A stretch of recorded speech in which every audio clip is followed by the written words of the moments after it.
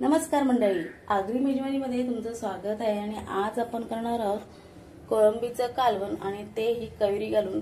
कारण कैऱ्या आता मिळत आहे, कैरीचा सीझन चालू आहे, तर कैरी घालून कोळंबीचं कालवण झालंच पाहिजे। आणि खरोखर कैरी घालून कोळंबीचं कालवण खूप छान लागतं, तुम्ही सुद्धा नक्की ट्राय करा।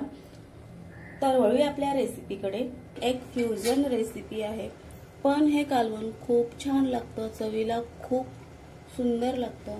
कारण आगरी रेसिपीला थोडासा कोकणी टच दिलेला आहे। गॅसवर पातेलं ठेवलेलं आहे, तेल घालून घेऊया।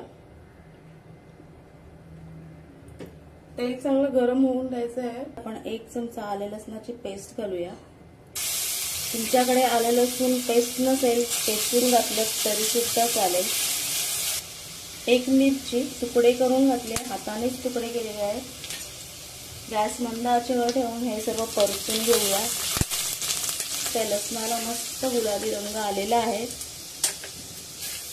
आता आपण यामध्ये आगरी पद्धतीचे मसाले घालून घेऊया। फोडणी बिलकुल करपून द्यायची नाहीये।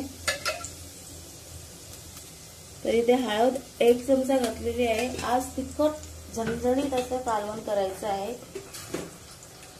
आणि हे कालवण झणझणीत खूप छान लागतं। तुम्हाला जर कमी तिखट खात असाल तुम्ही, तर जरासं मसाल्याचं प्रमाण कमी करावा। नेहमीप्रमाणे थोडंसं हिंगाने मच्छी पचायला थोडी हलकी होते, कालवणाला खूप छान सुवास येतो। आता हे सर्व मसाले आपण परतून घेऊया। त्यामधून सौम्य असा सुवास बाहेर येईल इतकेच ते परतायचे, ते बिलकुल करपता कामा नये। मसाल्यांचा सुगंध दरवळलेला आहे। आता आपण त्यामध्ये कोळंबी घालून घेऊया।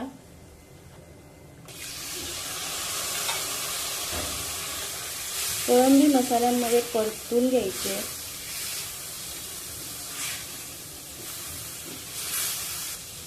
आता त्यामध्ये 2 ग्लास पाणी घालून घेऊया। आगरी जेवण हे बटाट्याशिवाय अपूर्णच, म्हणून त्यामध्ये 1 बटाटा असा पातळ चिरून घातलेला आहे।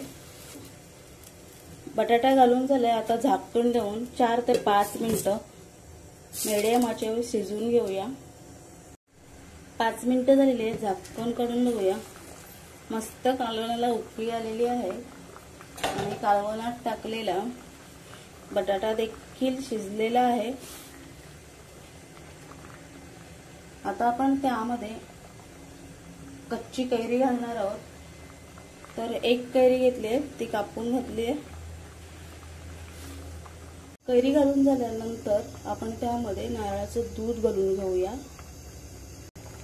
तर आता त्यामध्ये आपण 1 छोटी वाटी होईल इतकं नारळाचं दूध घालूया। व्यवस्थित घाटी भरून घेऊया। आता हे नारळाचं दूध आणि कैरी घातलेलं कालवण 1 ते 2 मिनिटं मंद गॅसवर शिजवून घेऊया। मिनिटं झालेली आहे, झाकण काढूया। मस्त कालवण शिजलेलं आहे, कैरी सुद्धा त्यामध्ये शिजलेली आहे। आता आपण बारीक चिरलेली कोथिंबीर घालूया। कालवण तयार झालेलं आहे, गॅस बंद करून घेऊया।